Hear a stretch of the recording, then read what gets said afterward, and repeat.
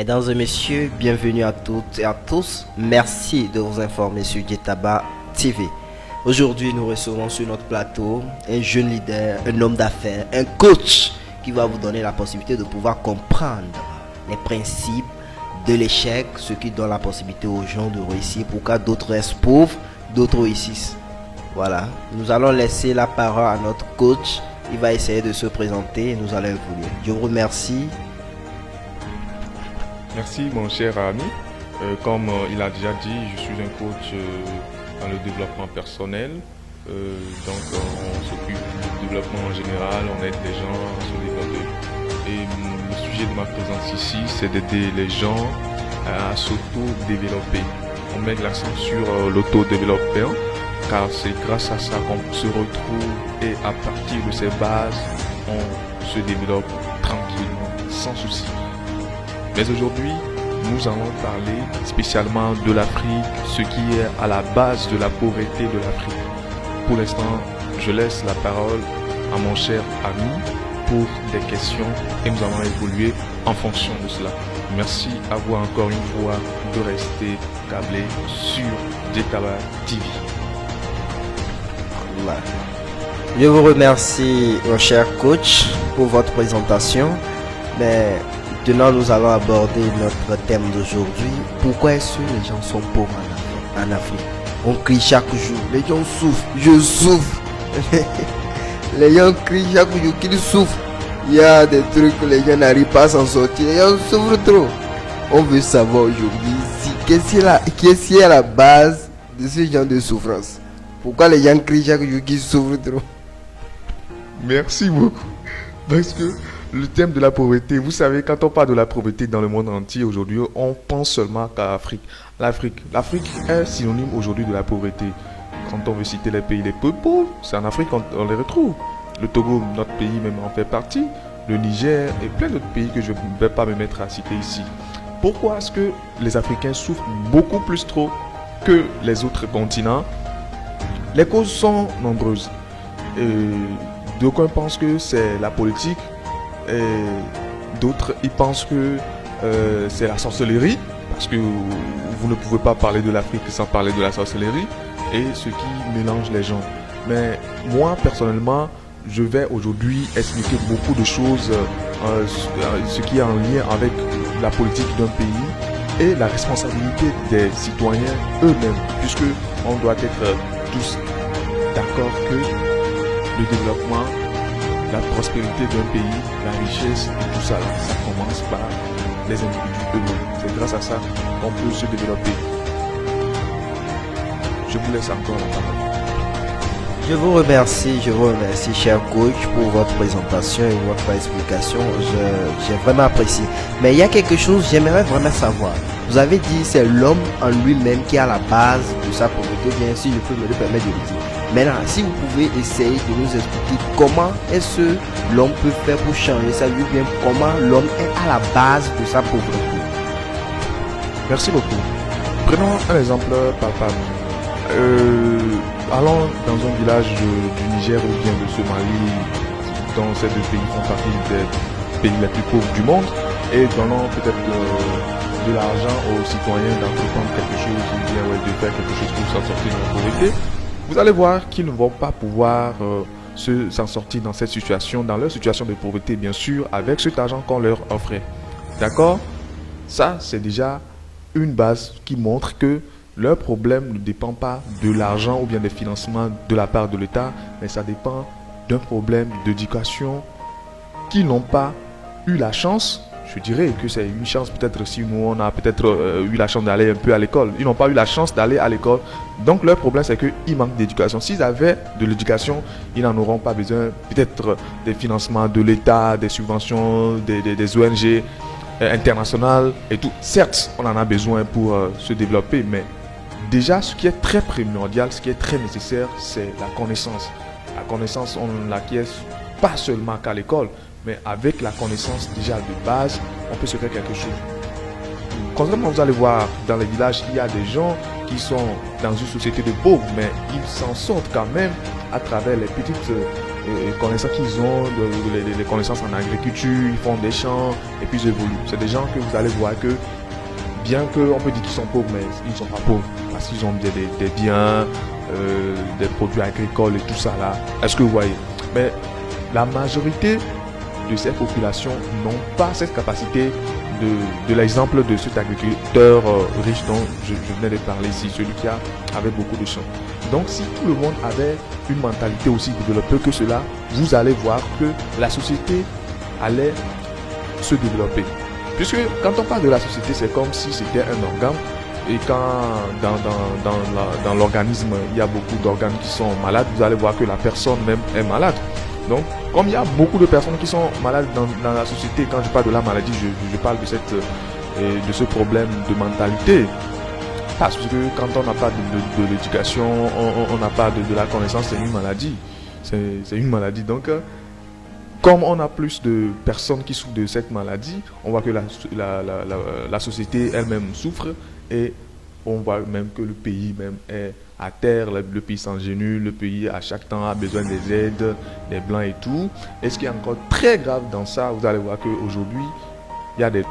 Ok, je vous remercie pour votre présentation. Mais il y a quelque chose, vous avez souligné, vous avez parlé de l'éducation, que c'est parce que vous avez eu la chance d'étudier que certains n'ont pas eu cette chance. Mais malheureusement, nous connaissons aujourd'hui des gens qui ont des doctorats, mais qui sont au chômage. Je ne comprends pas pourquoi. Est-ce que vous pouvez nous expliquer ça? Et aussi, vous avez parlé du question de la mentalité. Mais bon, vous n'avez pas détaillé ça en long en large. Nous qui sommes des illettrés, peut-être, on ne comprend pas à quoi cela peut nous donner la possibilité de pouvoir faire vraiment quelque chose de crédible ou bien gagner de l'argent ou bien pour sortir de la pauvreté. Et il y a quelque chose aussi, j'aimerais savoir, c'est quoi la pauvreté en réalité? C'est-à-dire quand on dit quelqu'un est pauvre, on se dit que bon, la pauvreté, c'est quoi la pauvreté selon vous? Ouais, mon cher coach Djetaba, vous avez posé plus de 4 questions quand vous avez pris le micro. Je vais essayer de répondre chronologiquement selon les questions. Alors la première question c'était pourquoi les gens ont beaucoup de diplômes aujourd'hui et ils chôment, c'est ça? Ils n'ont pas évolué, ils n'arrivent pas à développer leur pays. Voilà. Pour résoudre ou bien pour répondre à cette question, je dirais que l'étude ou bien l'éducation scolaire qu'on nous a donnée à l'école, certes, ça nous ouvre l'esprit, mais ce n'est pas une solution évidente qui permet de sortir de la pauvreté ou bien d'être libre financièrement. Ou bien, en gros, l'éducation scolaire ne nous permet pas d'être ce que nous voulons être. Quand je parle surtout du développement personnel et de l'éducation, je ne parle pas seulement que de l'éducation scolaire. Quand je donnais l'exemple d'un agriculteur, tout de suite, que je disais qu'il n'a pas été à l'école, mais avec ses mentalités ou bien ses pensées, ses capacités, il arrive à cultiver beaucoup de champs. Et puis bon, il arrive à avoir plusieurs femmes, il a des enfants et tout. Et lui, il est bien dans une population de pauvres. Lui n'est pas pauvre si on veut bien voir dans sa société de pauvreté. Lui n'a pas été à l'école, mais il arrive quand même à s'en sortir. On peut dire là qu'il a trouvé, lui, une formule pour être libre, pour être indépendant financièrement, bien sûr. Voilà. Donc, si je dis que c'est parce que ces populations n'ont pas eu accès à l'éducation, c'est pour cela qu'ils sont pauvres, c'est pas une affirmation qui est évidente. C'est pas une affirmation qu'on peut dire que c'est vrai à 100%. Mais c'est l'une des causes, voilà, c'est pas absolu. C'est l'une des causes que je viens de citer. Alors, je crois que ça, c'est la première question que j'ai répondu. La deuxième question, c'était... La deuxième question, c'était de savoir si vous avez parlé de la mentalité. Et la troisième question, c'est qu'est-ce que la pauvreté en réalité? Ouais, là, je suis obligé de répondre par la dernière question et revenir sur l'avant-dernière question. Quand on parle de la pauvreté, déjà, dans un premier temps, on dit que la pauvreté, c'est un état d'esprit.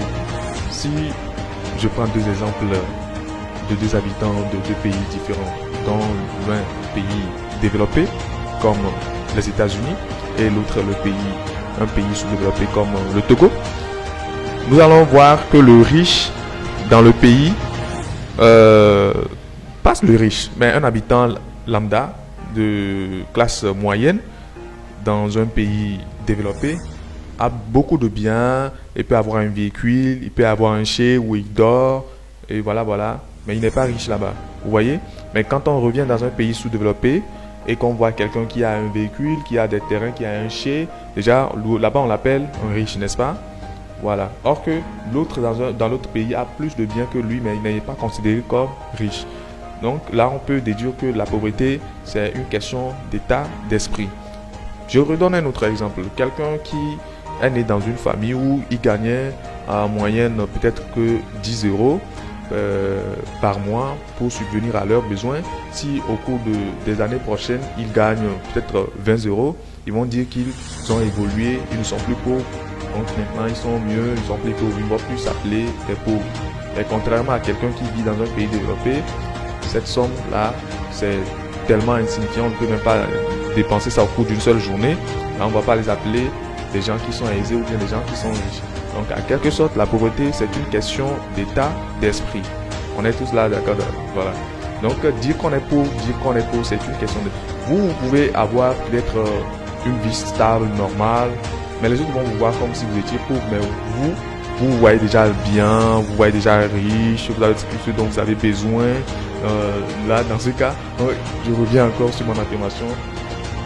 La pauvreté, c'est le jugement des autres, c'est un état d'esprit. Voilà. Il y a des gens, vous allez voir, peut-être il va vous dire qu'il est riche, mais quand tu vois son visage, tu sens la pauvreté. Tu sens ça. Et vous avez parlé d'état d'esprit. L'état d'esprit, vous employez des mots que nous, on ne comprend pas, par exemple.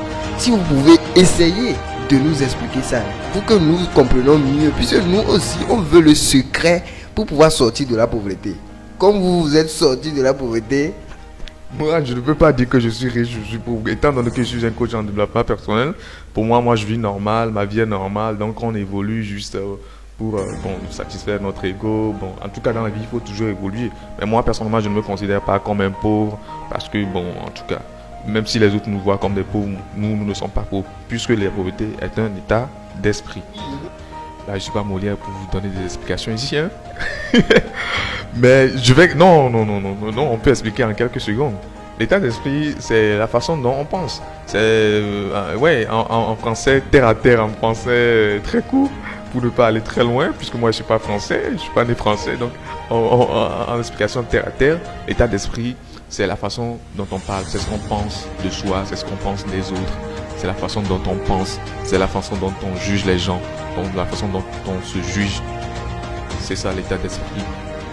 Même si ce n'est pas ça, hein. En quelques mots, c'est ça. Merci.